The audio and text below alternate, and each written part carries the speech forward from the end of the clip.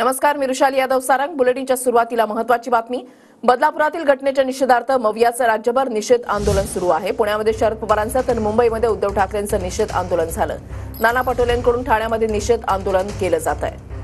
मुंबई, पुणे, नागपूर, अमरावतीसह ठिकठिकाणी निषेध आंदोलन जे आहे ते करण्यात आलेलं आहे. महाविकास आघाडीच्या नेत्यांकडून आंदोलन करण्यात आलं.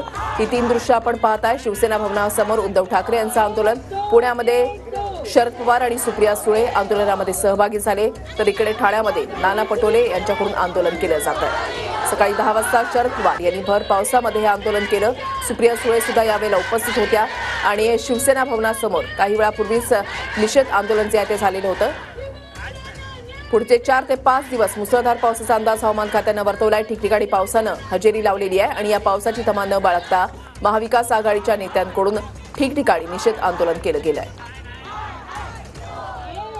त्यांना जेव्हा अंदाज आला की हा महाराष्ट्र बंद कडकडीत होणार, तो होणारच, पण त्यांनी त्यांचे चेले चपाटे कोर्टात पाठवले आणि कोर्टाकडनं आपल्या महाराष्ट्र बंदला अडथळा निर्माण केला गेला. काही माणसं या राज्यकर्त्यांची सदा आवडती झालेली आहेत. सदा आवडते लोक कोण तुम्हाला माहितीये, त्यांची काय लायकी आहे तुम्हाला माहितीये, पण त्यांना सुद्धा मी सांगतो की तुम्ही केलं ते तुम्हाला शोभा देणार नाही.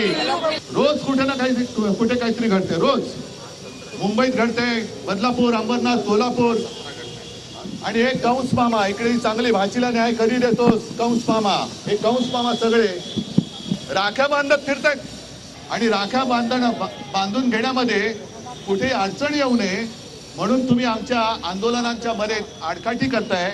अरे एवढा निर्लज्ज सरकार यापूर्वी कधी महाराष्ट्राने पाहिलं नव्हतं.